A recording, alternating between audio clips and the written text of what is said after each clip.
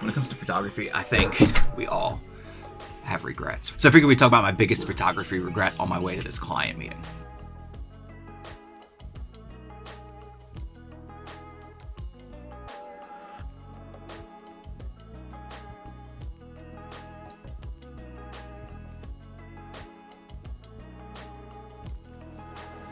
So the meeting went well, and basically what they're going to do is have us as in-house photographers and videographers for their event venue for parties and things like that. Stopped on the way back to grab some coffee beans from Methodical. It's a place out in Greenville, and they're really good beans. But let's talk quick about what I think my biggest mistake and regret is and why I'm trying to fix that now. Because I had the opportunity to live in England for 2 years while I was in the military, and I took great pictures while I was there. Traveled to some really great places, great food, all that, right, over in Europe.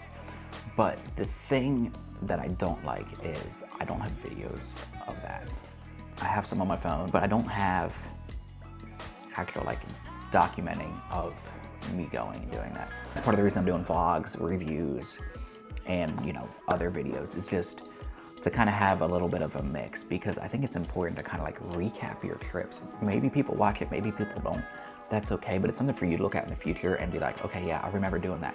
Oh, remember seeing that, I remember seeing that. And you don't make your trip about, what you're trying to record all the time, but it gives you the opportunity to look back at it and be like, oh yeah, remember going here, remember that?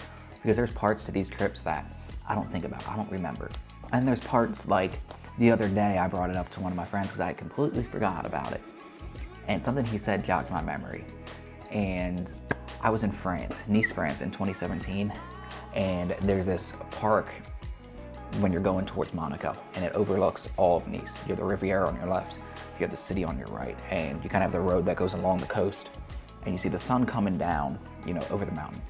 And you'll see it in these pictures right here. And you have the sun coming down, and in these pictures you can kind of see where it was going down behind that hill and stuff. And I want to get these amazing sunset pictures, and I love these photos I got. Whether you love them or not, doesn't matter to me. I love them.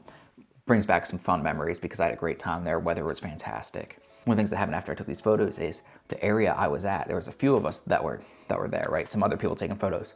And we go out the gate and it's locked. While we were waiting for the sunset to take those photos, the city people, the people that run the park came and locked at the gate.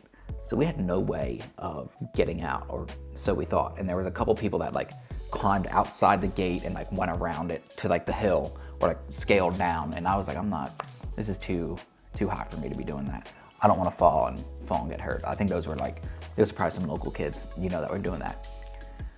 So me and a couple other people just started walking around the park and found a road, and fortunately it led to the other side, and that side of the gate had not been closed yet, So it wasn't like anything huge. They probably were coming by gonna close it sooner, or they were waiting a little bit longer till it was actually dark. But it was one of those things where I was like, man, I kind of wish I would have been able to record that, And, because there's people that have heard that story and there's people that haven't heard that story because I've completely forgot about it. And it's one of those things where it's like, I regret not starting videos sooner. So if you're out there and you're like me and you're like, no, I'm just gonna focus on taking photos, do both. Take your photos, but also start taking some videos, right? It doesn't have to be a masterpiece. It doesn't have to be anything. It can just be something simple like this. If you vlogging your day like I did, me going to that place, meeting with a client, coming back, getting coffee, making coffee quick. Start your videos, and don't be afraid to start them. And I wish I did, because there's so many cool places I've went. I mapped it out and I went over to 50% of Europe while I was there. And I went to a lot of places multiple times. And it's one of those things where I'm like, man, I wish I would have documented that. Wish I could have had some of those memories back and watched some of those videos. And maybe you do and you post them. And maybe you don't and you don't post them, but you keep them for yourself. So don't be afraid of doing that. You see that a lot, like back from when people had video cameras back in like the 80s, right? They would take them on beach trips and stuff like that. And it's like, well, we have this stuff in our pocket now. And for me, I wasn't really I would take some videos on my phone and I would throw them on Instagram on my story, or I'd throw them on Snapchat when that was a thing. And I just didn't even think about like keeping them too much, right? And I have a little bit here and there from more recent trips we've taken, but just think about it and think about how that impacts it, right? And you can use this as content, right? So it can be for you, but you can use it as content as well.